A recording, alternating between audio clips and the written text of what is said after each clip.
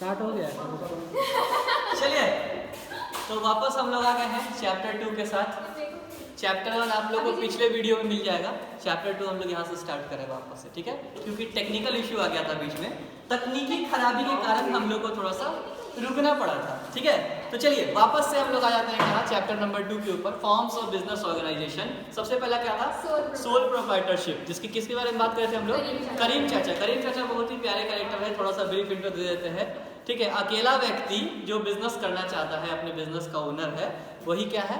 करीम चाचा, जो कि हम लोग के कॉन्सेप्ट के हिसाब से क्या है? सोल प्रोप्राइटर, ठीक है।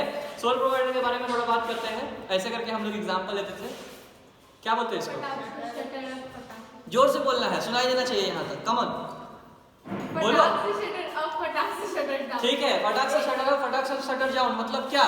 Easy formation and closure. जब मन करे तब बिजनेस स्टार्ट कर सकते हैं, जब मन करे तब बिजनेस बंद कर सकते हैं। उसके अलावा जल्दी जल्दी अनलिमिटेड लायबिलिटी, मतलब क्या? कुछ भी गड़बड़ हुआ तो बैंक वाले आएंगे, एक एक ईंट उखाड़ करके लेते चले जाएंगे, ठीक है। और उसके बाद सारा का सारा रिस्क किसका? सारा का सारा प्रॉफिट किसका? करीम चाचा का, ठीक है। उसके बाद कॉन्फिडेंशियलिटी, क्या करीम चाचा को एक हाथ से जो काम कर दूसरे हाथ को पता चलता है? नहीं। उसके बाद क्विक डिसीजन मेकिंग, मोहतरमा से पूछना पड़ता है, ए मोहतरमा क्या हम सोयाबीन खरीद के लाएं? नहीं पूछते हैं। डायरेक्ट इंसेंटिव, मतलब क्या? जितना मेहनत करेंगे उतना पैसा कमाएंगे।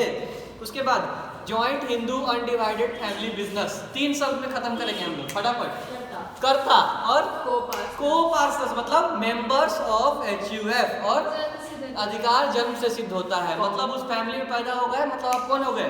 को-पार्षद हो। क्या माइनर बन सकता है को-पार्षद? बिल्कुल बन सकता है, ठीक है। सब कंट्रोलिंग राइट किसके पास? कर्ता के पास। तुम बताओ, कर्ता का डेथ हो गया तो क्या होगा? नेक्स्ट एल्डेस्ट मेंबर क्या बन जाएगा? कर्ता बन जाएगा, ठीक है। उसके बाद किसका डोमिनेंस रहता है HUF में? कर्ता का। क्यों? क्योंकि सारा का सारा कंट्रोलिंग पावर किसके पास है? अच्छा बताओ, कर्ता अगर कुछ बोलता है तो क्या सब लोग को मानना जरूरी है? हाँ, कर्ता जो भी बोलेगा सभी फैमिली मेंबर्स को मानना ही पड़ेगा। चलिए आगे, पार्टनरशिप। पार्टनरशिप के केस में क्या पढ़े थे?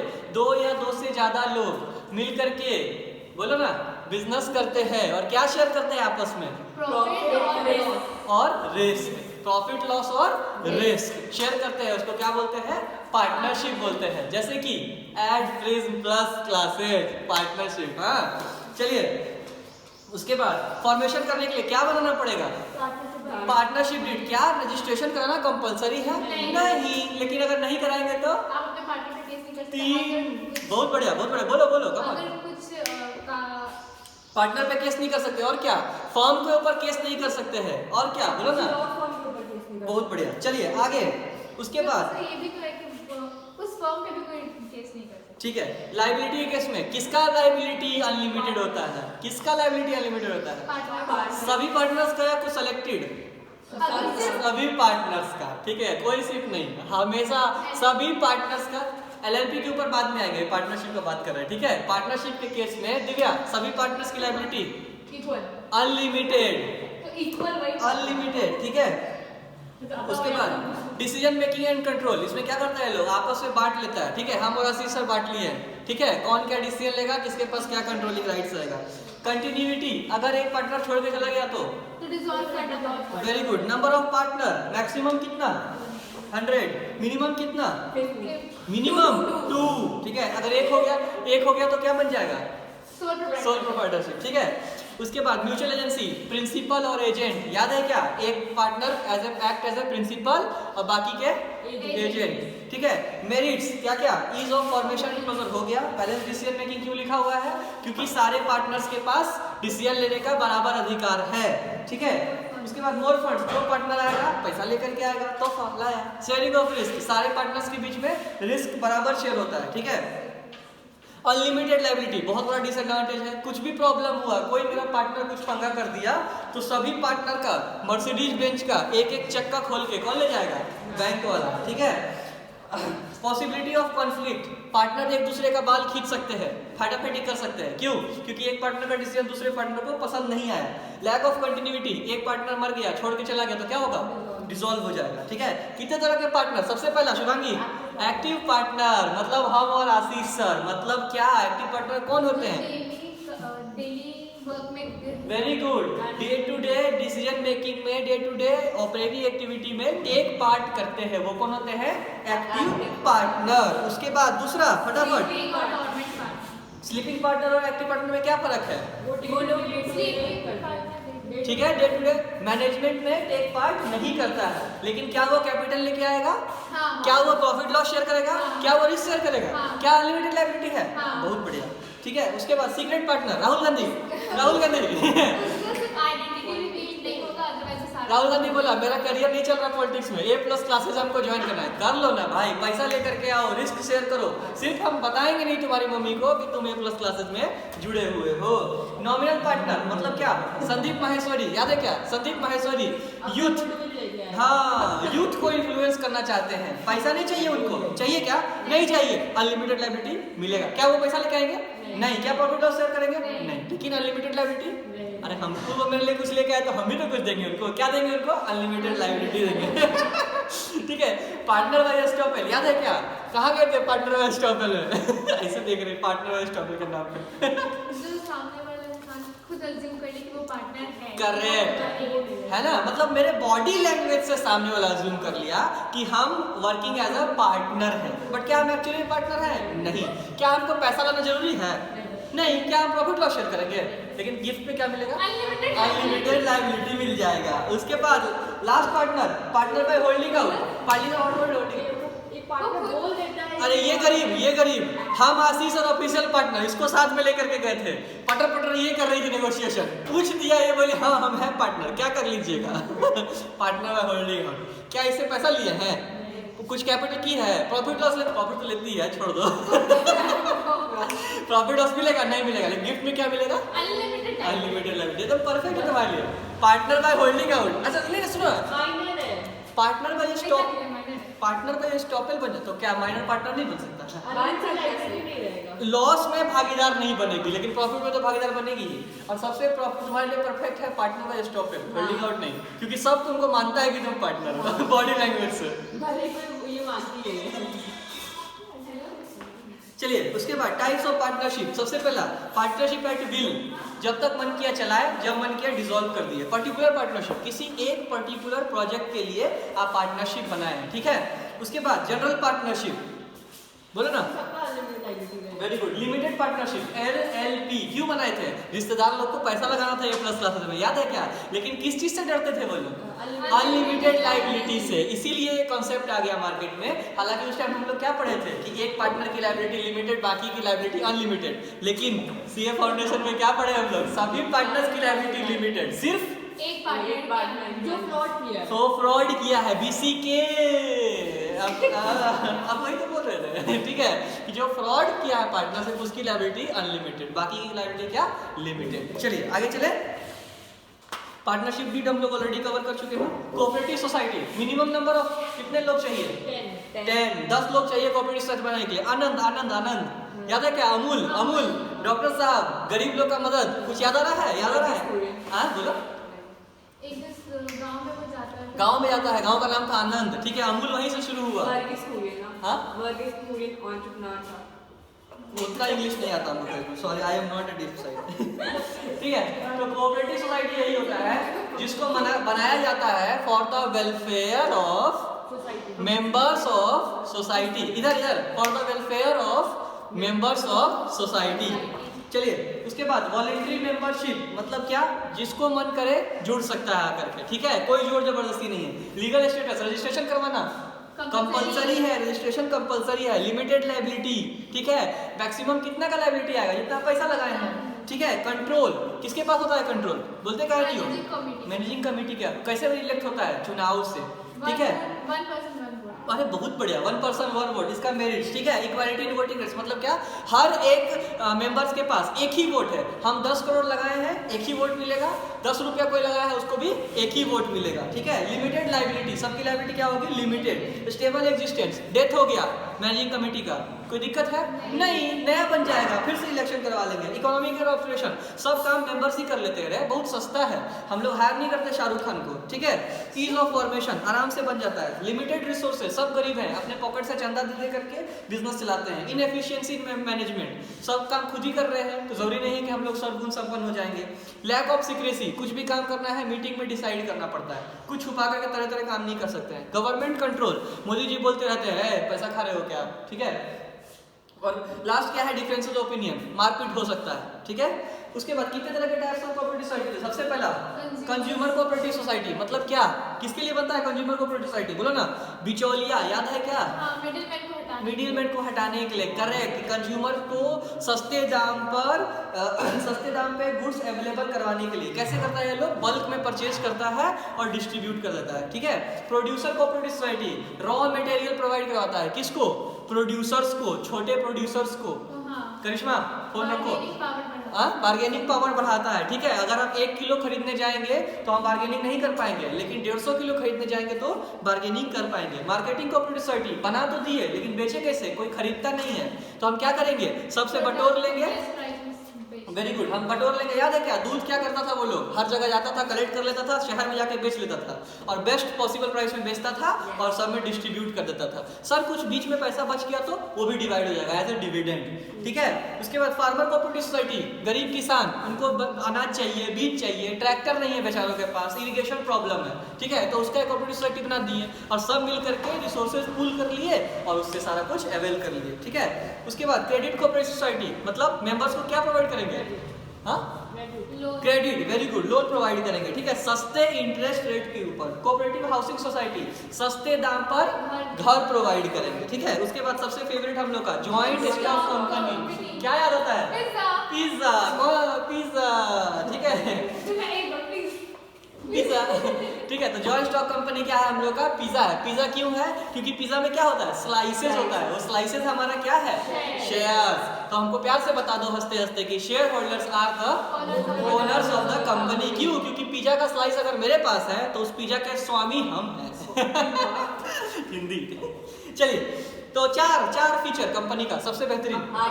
आर्टिफिशियल पर्सन, क्या कंपनी सांस लेता है? नहीं, लेकिन वो इंसान है। दूसरा, सेपरेट लीगल एंटिटी, बिजनेस और उसके ओनर अलग अलग है, बहुत बढ़िया। तीसरा, परपेचुअल सक्सेशन, मतलब कंपनी मेंबर्स रहे या ना रहे, कंपनी चलती जाएगी। क्या शेयर होल्डर का डेथ हो गया उससे कंपनी बंद हो जाएगा? नहीं, कंपनी चलती जाएगी। और आखिर में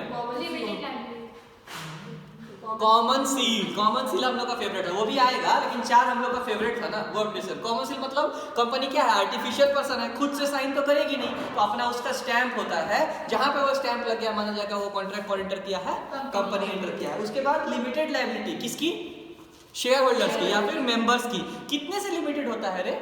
अनपेड अमाउंट से। अनपेड अमाउंट से, याद रखना, 100 रुपए का शेयर है, 60 रुपए पे कर चुके हैं, तो मेरे ऊपर लायबिलिटी मैक्सिमम 40 रुपए का। बैंक वाला आएगा, मर्सिडीज को हाथ लगाएगा क्या? दे तोड़ देंगे उसका, मेरा मर्सिडीज को छू दिया, सिर्फ 40 रुपए मेरे से लेगा गरीब की तरह और निकल जाएगा। मेरा मर्सिडीज का चक्का सुरक्षित है, सेफ गार्डेड है मेरा एसेट्स। क्यों? लिमिटेड लायबिलिटी, ठीक है।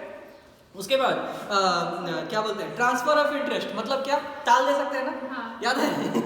परपेचुअल एक्जिस्टेंस हो गया।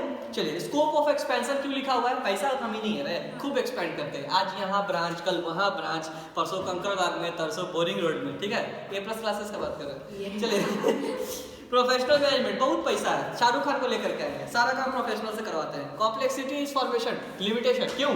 बनाना इजी है? नहीं, इजी नहीं है। मोहिनी का डांस इजी लगता है नहीं, ठीक है। 8 है 8। कहने का मतलब कि आपको बहुत पैसा खर्चा करना पड़ता है, बहुत सारे लीगल कॉम्प्लायंसेस को फॉलो करना पड़ता है, तब जाकर के आप कंपनी बना सकते हैं। लैक ऑफ सीक्रेसी, क्यों? हर चीज मीटिंग में करना पड़ता है रे, वोटिंग करना पड़ता है, ठीक है। ऐसा नहीं कि करीम चाचा को मन किया सोयाबीन मंगाने का तो करीम चाचा मंगा लिए, नहीं चलेगा, ठीक है। आपको मीटिंग करना पड़ेगा, शेयर होल्डर से पूछना पड़ेगा, वोटिंग करवाना पड़ेगा, तब आप डिसीजन ले पाएंगे। इम्पर्सनल वर्क एनवायरनमेंट, खुद के लिए काम नहीं कर रहे हैं, ठीक है।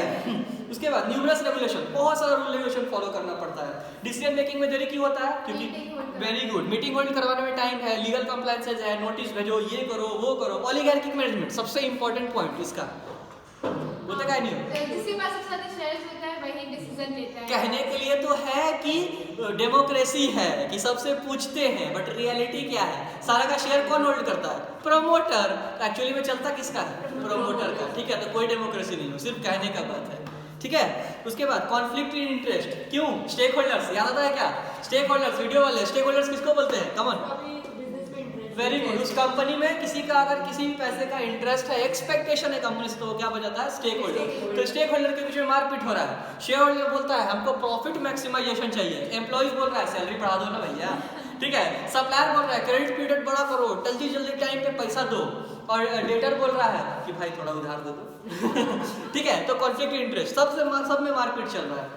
चलिए, कितने तरह का कंपनी? दो तरह का, प्राइवेट पब्लिक। प्राइवेट में Shivangi minimum number of member 2, Karishma public में मिनिमम नंबर ऑफ मेंबर 7।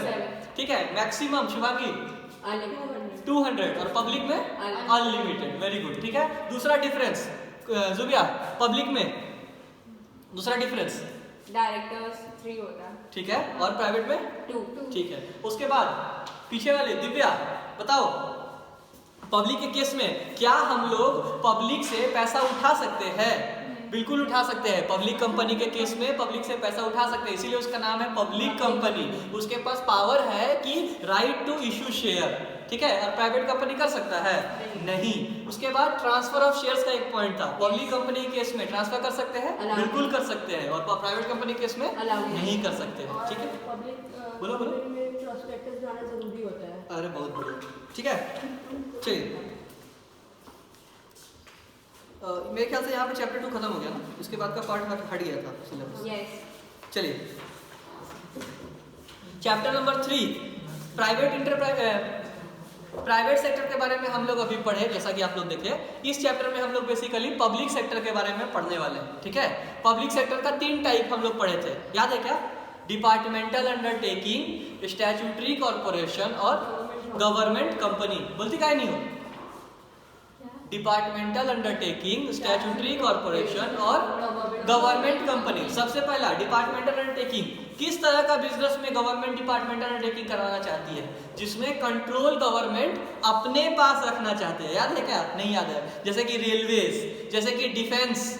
ठीक है, जिस केस में नेशनल सिक्योरिटी का मैटर है, गवर्नमेंट नहीं चाहती है कि किसी और के साथ कंट्रोल कॉम्प्रोमाइज करे, तो क्या बनाएगी वो? Departmental undertaking. वो पूरी तरह से किसके अंदर में काम करता है? मिनिस्ट्री के अंदर में। ठीक है, गवर्नमेंट के अंदर में मिनिस्ट्री होती है, और उस मिनिस्ट्री के अंदर में क्या होता है? Departmental undertaking. सारा का सारा खर्चा कहाँ से आता है? इसके पास है ना, और सारा का सारा इनकम कहाँ जाता है? Government treasury. ठीक है, सारा का सारा मोदी जी के पास चला जाता है।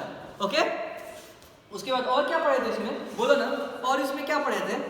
फंडिंग वाला पॉइंट कवर हो गया। इसके ऊपर सारा का सारा गवर्नमेंट रूल रेगुलेशन लग जाता है। ठीक है, गवर्नमेंट इसको पूरी तरह से अपने पकड़ में रखती है। उसके बाद रेवेन्यू वाला पॉइंट हम लोग कवर कर लिए, नेशनल सिक्योरिटी कवर कर लिए। लिमिटेशन देख लेते हैं थोड़ा सा। लिमिटेशन ये है कि इसमें स्मूथ फंक्शनिंग नहीं होता है। अरे स्मूथ फंक्शनिंग हो नहीं सकता ना, इसमें फ्लेक्सिबिलिटी नाम का कोई चीज नहीं है। ठीक है, जो ऑर्डर आ गया वही आपको फॉलो करना पड़ता है। इसका जो एम्प्लॉइज होता है, याद है क्या? IAS ऑफिसर होता है, एम्प्लॉइज सॉरी जो हेड होता है वो कौन होता है? IAS ऑफिसर होता है। और इसके एम्प्लॉइज कौन होते हैं? वेरी गुड, गवर्नमेंट एम्प्लॉइज होते हैं। उसके बाद इसमें रेड टेपिज्म, याद है क्या? रेड टेपिज्म दिव्या याद है? रेड टेपिज्म मतलब ABCD ऐसे करके हायरार्की है। तो A B को बताएगा, B C को बताएगा, C D को बताएगा, फिर वापस D C को, C B को, B A को। क्या A डायरेक्ट D को बता सकता है? नहीं। ठीक है, तो रेड टेपिज्म इसमें है डिपार्टमेंटल अंडरटेकिंग में। नीचे वाले डायरेक्ट ऊपर वाले से कांटेक्ट नहीं कर सकते, तो ये बहुत बड़ा डिसएडवांटेज है। इसके वजह से क्या होता है? डिले इन डिसीजन मेकिंग हो जाता है। उसके बाद नेक्स्ट स्टैट्यूटरी कॉर्पोरेशन, क्या हुआ था? एक्ट ऑफ पार्लियामेंट, याद आता है क्या? Special, very good, special act of parliament. सबसे क्लासिक एग्जांपल, बहुत बढ़िया, ICAI, institute of chartered accountants of India. ठीक है, सबसे क्लासिक एग्जांपल। पहले एक्ट बनाया जाता है पार्लियामेंट में पास करवा करके, फिर उसके अंदर क्या ड्राफ्ट करते हैं हम लोग? बोलते क्या नहीं? Statutory corporation. ठीक है, स्टैट्यूटरी कॉर्पोरेशन डिपार्टमेंटल अंडरटेकिंग से थोड़ा सा ज़्यादा फ्लेक्सिबल है। ठीक है, थोड़ा सा इसके पास ज़्यादा ऑटोनॉमी है। क्यों? क्योंकि ये अपना पैसा कहाँ से कमाता है?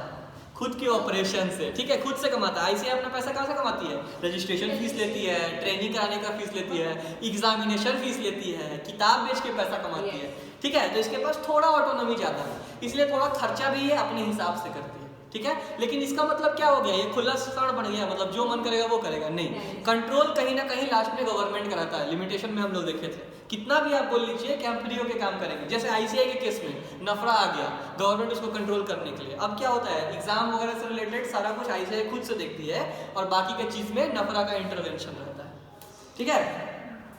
अच्छा, एक चीज, स्टैट्यूटरी कॉर्पोरेशन के एम्प्लॉय गवर्नमेंट एम्प्लॉय होते हैं? नहीं, ठीक है। चलिए आगे चले। उसके बाद था हमारा गवर्नमेंट कंपनी। गवर्नमेंट कंपनी कैसी कंपनी को बोलते हैं? बोलो। 51% या उससे ज़्यादा शेयर जब गवर्नमेंट होता है। 50% से ज़्यादा।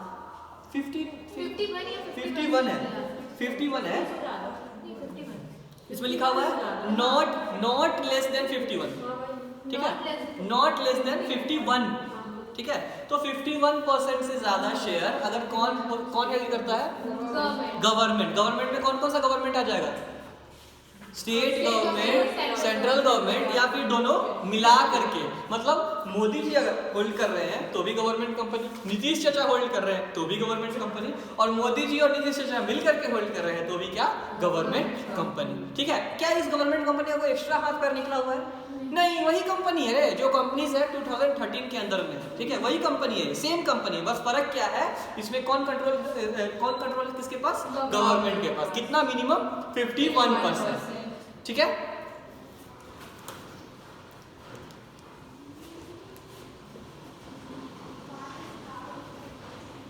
इसके बाद का सारा हट गया था ना इस चैप्टर से, इसके बाद का हट गया था इस चैप्टर से सारा।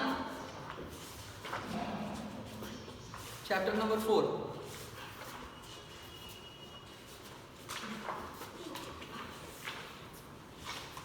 Business services. सबसे पहला गुड्स और सर्विस, याद है क्या? गुड्स क्या, सर्विस क्या? बोलो। Goods tangible होते वेरी हैं गुड, और services intangible। ठीक है। गुड्स टेंजिबल, सर्विसेज इंटेंजिबल, बहुत बढ़िया, ठीक है। किसी चीज को छू सकते, बोलो बोलो। Consistent और service inconsistent। बहुत बढ़िया, हर बार वही, किताब हर बार वही, लेकिन सर्विस जरूरी थोड़ी है। पिछला बार हम ज्यादा स्टैट टाइप पढ़ाए होंगे, इस बार उससे भी ज्यादा स्टैट टाइप पढ़ा रहे हैं, ठीक है। तुमको क्या लगा? कम नहीं। Life is like this, I am like this, okay.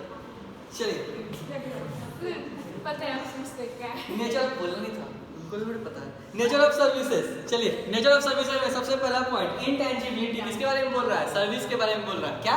Intangibility. Service क्या होता है? हम जो बोल रहे हैं, क्या मेरे मुंह से कंसेप्ट निकलता हुआ दिखाई दे रहा है? देना चाहिए, देना चाहिए। देखो ऐसे मचल मचल का कंसेप्ट निकल रहा है, लेकिन नहीं देगा, ठीक है। इंटेंजिबल है, मन की आंखों से देख रहे हैं, ठीक है। इनकंसिस्टेंसी मतलब क्या? हर बार अलग, सेम होगा, कोई जरूरी थोड़ी है, कोई रट्टा मार के थोड़ी बैठे। हमको खुद नहीं पता पिछली बार क्या बकवास करके चले गए थे, ठीक है। तीसरा इनसेपरेबिलिटी। इनसेपरेबिलिटी मतलब प्रोडक्शन और कंजम्पशन अलग अलग, वेरी गुड, एक साथ पॉसिबल ही नहीं है। एप्पल का आईफोन बना था चाइना में, यूज आज जाकर के कर रहे हैं, लेकिन सर्विस जिस टाइम पे प्रोडक्शन उसी टाइम पे कंजम्पशन। उसके बाद इन्वेंट्री, क्या स्टोर करके रख सकते हैं? नहीं। इन्वॉल्वमेंट मतलब प्रोड्यूसर और कंज्यूमर दोनों का इन्वॉल्वमेंट होता है इसमें डायरेक्ट, वेरी गुड। चलिए, टाइप्स ऑफ सर्विसेज। पहला कौन सा टाइप है? Business service. क्या बोले थे? ऐसा कोई भी एक्टिविटी कंडक्ट करवाते हैं बिजनेस को कंडक्ट करने के लिए, ठीक है, उसको क्या बोलते हैं? Business services. Example, transportation, banking. अच्छा, बैंकिंग सर्विस करने के लिए कौन सा एक्टिविटी करना पड़ेगा? बैंकिंग। ट्रांसपोर्टेशन सर्विस करने के लिए कौन सा एक्टिविटी करना पड़ेगा? ट्रांसपोर्टेशन, ठीक है। उसके बाद सोशल सर्विसेज मतलब, ठीक है, नॉमिनल, बहुत बढ़िया, सोसाइटी के वेलफेयर के लिए कुछ नॉमिनल चार्ज करके कोई सर्विस दे रहे हैं। पर्सनल सर्विसेज मतलब क्या? डायरेक्टली मेरे हिसाब से उसको कस्टमाइज किया गया है। हम ट्रिप पे कहाँ जा रहे थे? जम्मू कश्मीर जा रहे थे ट्रिप पर, ठीक है, याद है, टूर्स एंड ट्रेवल्स, और आपके हिसाब से हम पैकेज बना करके दिए थे, और क्या बोले थे कि मर्सिडीज बेंच चाहिए, 5 स्टार होटल चाहिए, वगैरह वगैरह, ठीक है।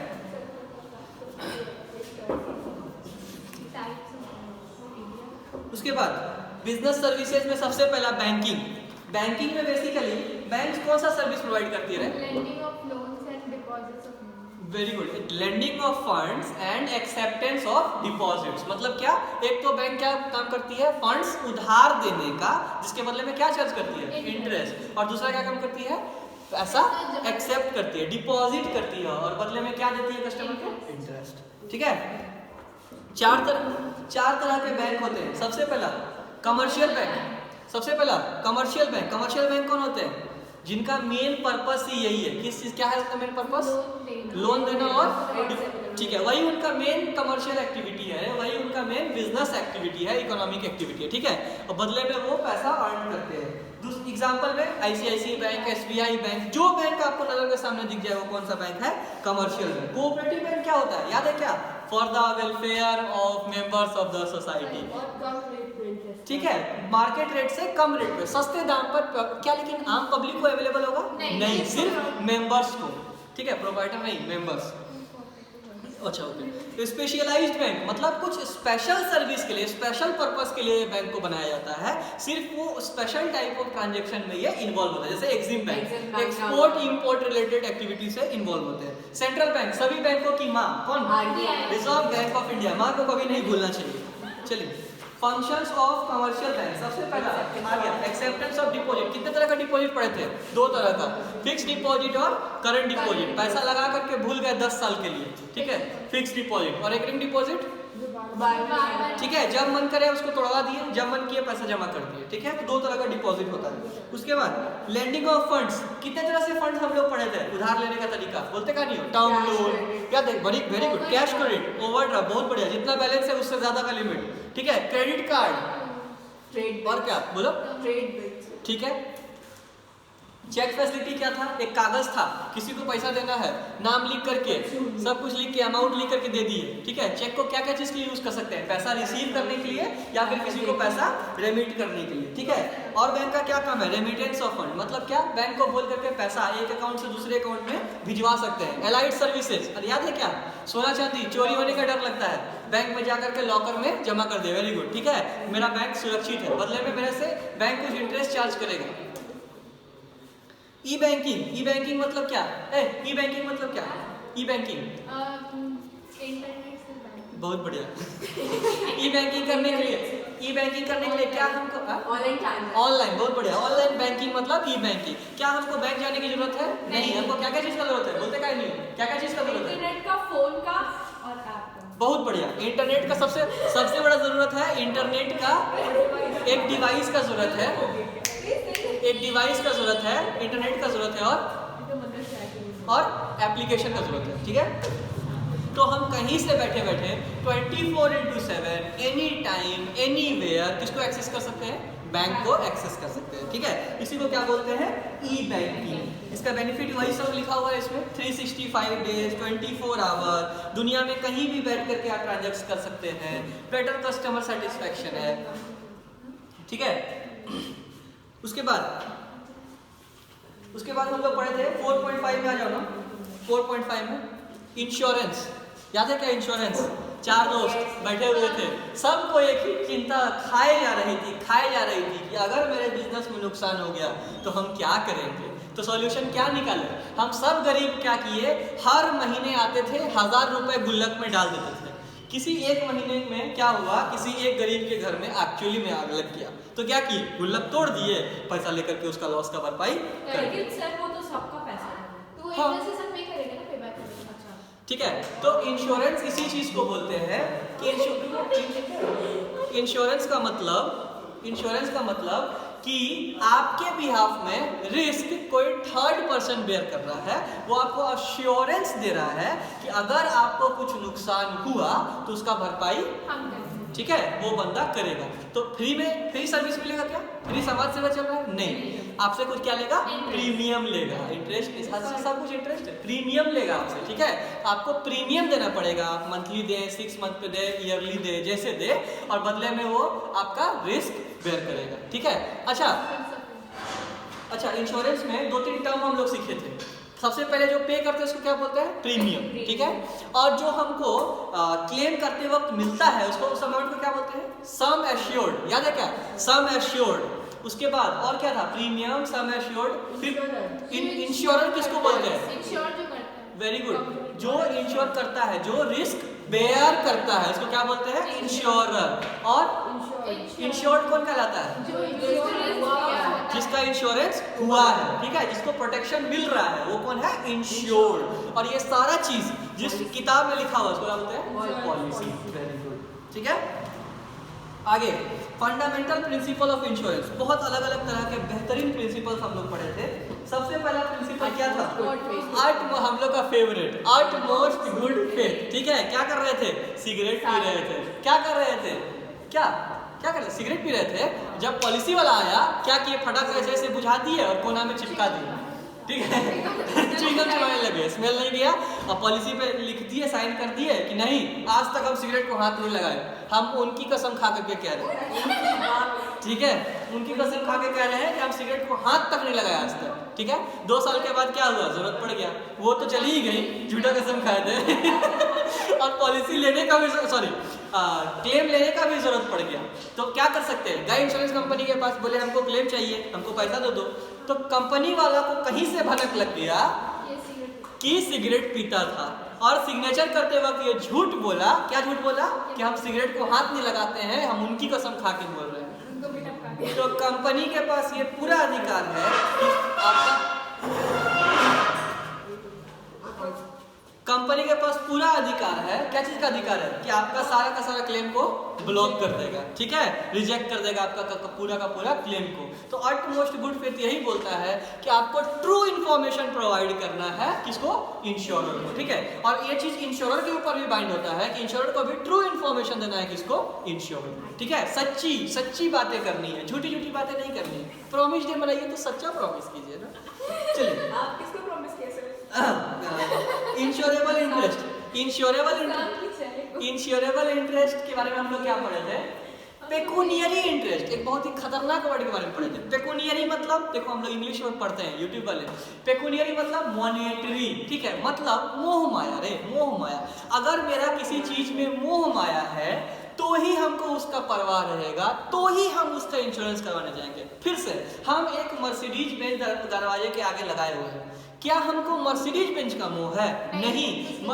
मर्सिडीज को खरीदने में जो 40 लाख रुपया, इधर वाला किडनी बेच करके, इधर वाला तो आईफोन में चला गया, इधर वाला किडनी बेच करके, इधर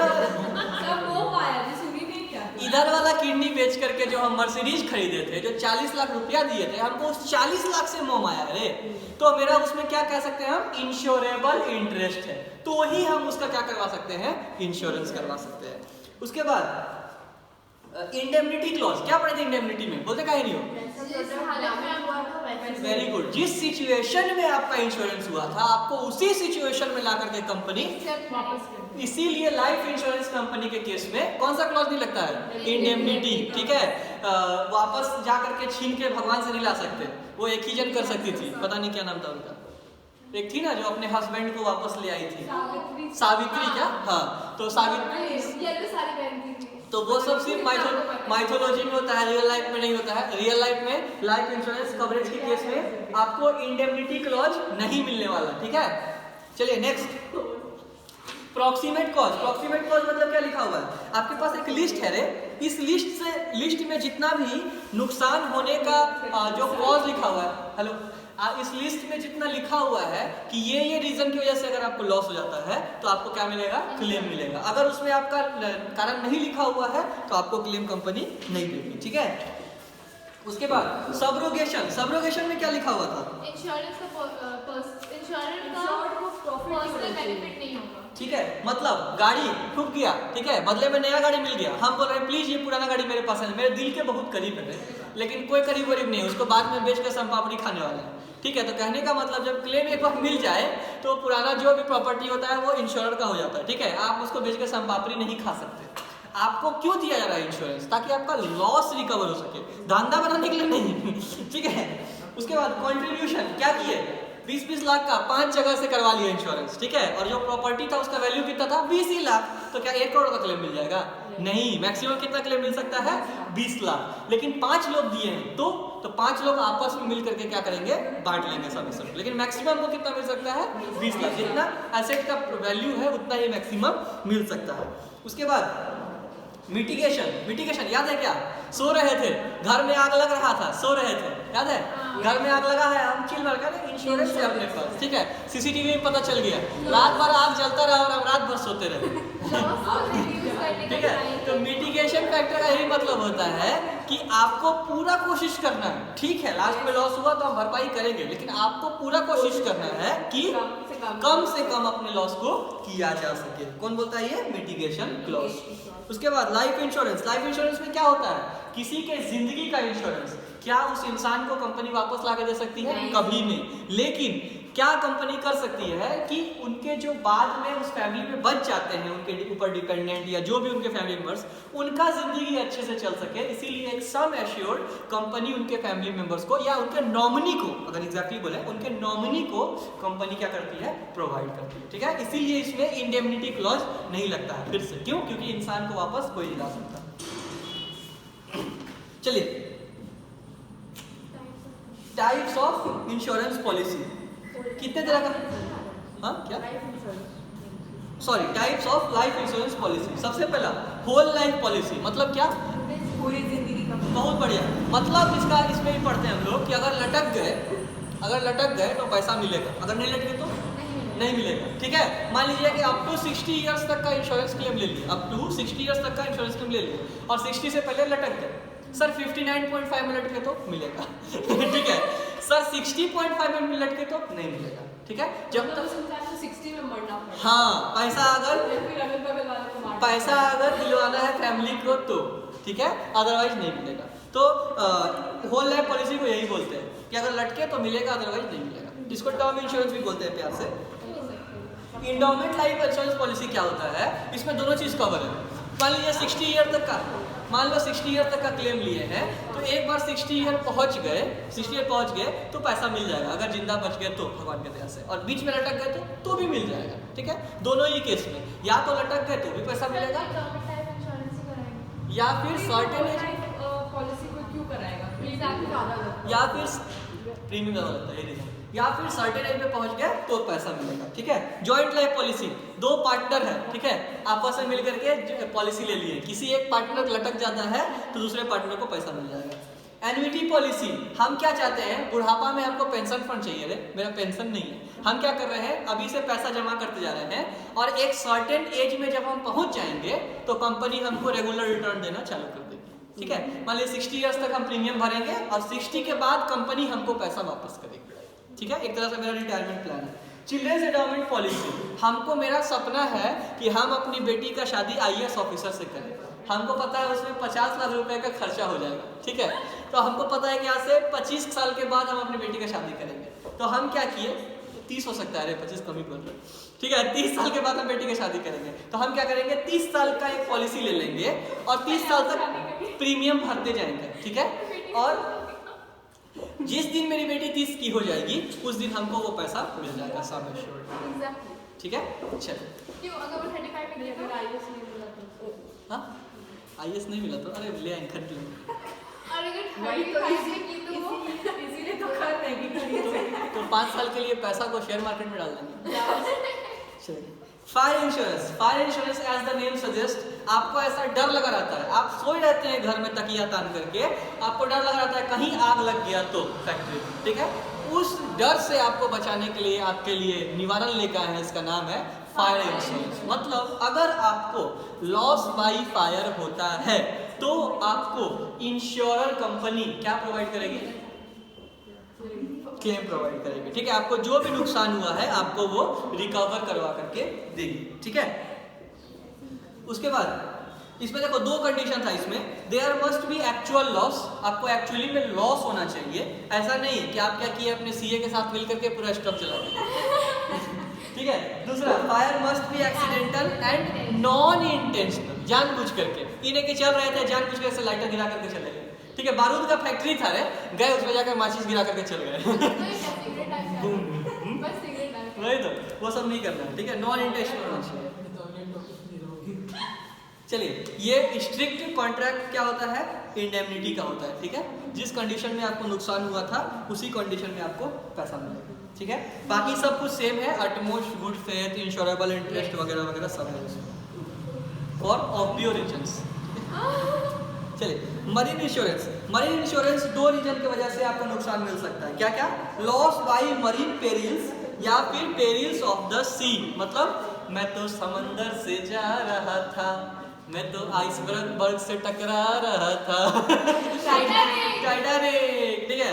तो कह रहा है कि समंदर में जाते जाते during the voyage of the sea आपको क्या हो गया? नुकसान हो गया। तो आपको क्या मिल जाएगा? क्लेम मिल जाएगा। ठीक है, मरीन इंश्योरेंस का क्लेम मिल जाएगा। चलिए, इसमें भी होता है इंडेमनिटी वाला क्लॉज। ठीक है, जहां लॉस वहां पैसा। ओके, अच्छा, इसमें दो तीन तरह का इंश्योरेंस अंदर में होता है। देखो ना, एक पहला है शिप और हल इंश्योरेंस। हल किसको बोलते हैं? हल शिप का जो बाहर outer, very good, outer area होता है उसको हल बोलते हैं। या फिर शिप, पूरे शिप का इंश्योरेंस, मतलब जहाज को किसी भी तरह का नुकसान हो गया, आइसबर्ग से टकरा गया, पूरा बर्फ घुस गया, तो आपको पूरा का पूरा पैसा मिल जाएगा। दूसरा कार्गो इंश्योरेंस। कार्गो किसको बोलते हैं? जो सामान हो उसमें। वेरी गुड, जो सामान उसमें जा रहा है। एक इंटरेस्टिंग फैक्ट पता है? देखो,